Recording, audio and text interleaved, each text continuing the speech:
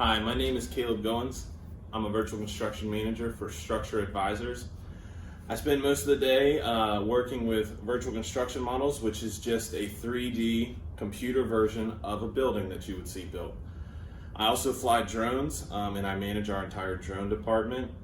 I've been with Horgan for almost 3 years now, and I started in the field doing punch-out labor, doing residential construction, and now I work in the office doing commercial construction and getting to help with the design and the conception of buildings. What motivates me?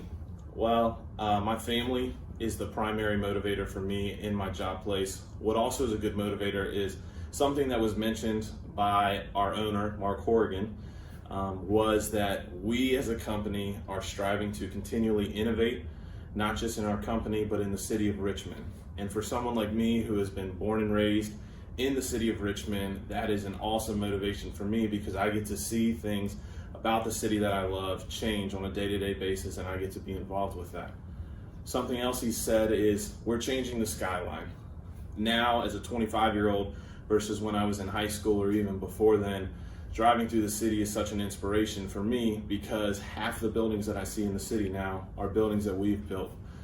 When I drive through the city and I see tower cranes and I can see our sister company's logo, Horgan, on top of it, it's an awesome thing because I know, hey, I'm working on that project, or I'm helping innovate and do things that are changing the skyline of Richmond. My first job was moving furniture for an auction company, and it was very hard labor. However, one of the biggest things that I learned from that was the ability to push through stress, to push through physical stress, to push through just the mental gate that comes when you're up against a deadline or you're up against high stakes, and being able to get through that to get to the finish line is carried over a lot into the career that I have today. So when I was growing up though, I never wanted to necessarily do what I wanted to do. I always looked at engineering. I loved commercial construction. I thought it was an awesome thing. I looked at architecture, and those were the two main things that I wanted to do growing up.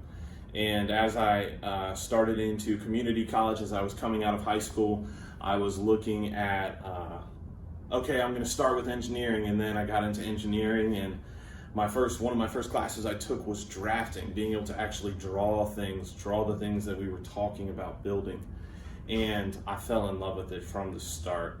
I found out I was really good at it. It was something that just fit my personality, it fit the skills and how my brain worked. So I took some time to focus in a little bit more on that. I talked with some of my college advisors and different things like that, and ended up switching over to architecture because it fit more of what I wanted to do. After spending a little bit of time there, it kind of launched me into the world that I'm in now and the career that I'm in. And after spending a little bit of time working for an electrical subcontractor, helping design electrical systems, I'm now here where I get to help manage an entire project within the virtual environment. So a lot of my time now gets spent doing what I love, which is helping create, helping innovate, spending lots of time with technology, and also looking at new technology.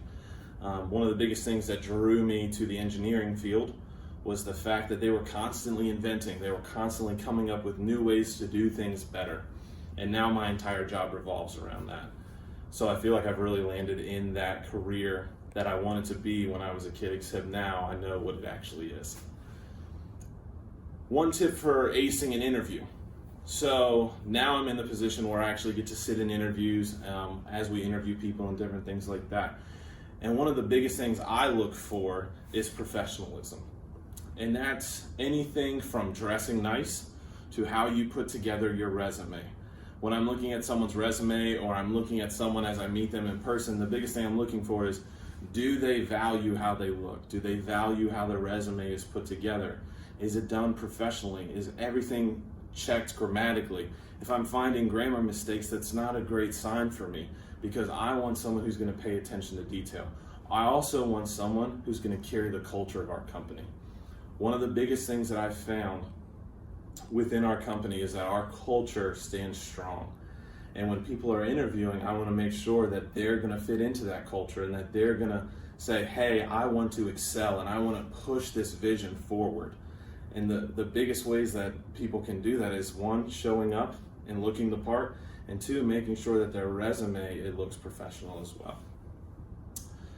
One thing that I think is unique about my career and my career field is that on a day-to-day basis, I get to touch multiple aspects of a construction project. A lot of different careers, you kind of have to focus in on one spot, whereas with what I'm doing, I get to spend time from whether it's the first startup of a project and conceptualizing what it's going to be, versus the end of a project where we're closing it out, making sure everything has a bow on it and is ready to go for the owner to be able to take over and move into a building. One of the coolest pieces of technology I get to mess around with on a day-to-day basis is drones. We use drones to do multiple different things, anywhere from inspecting a building to taking pictures for progress.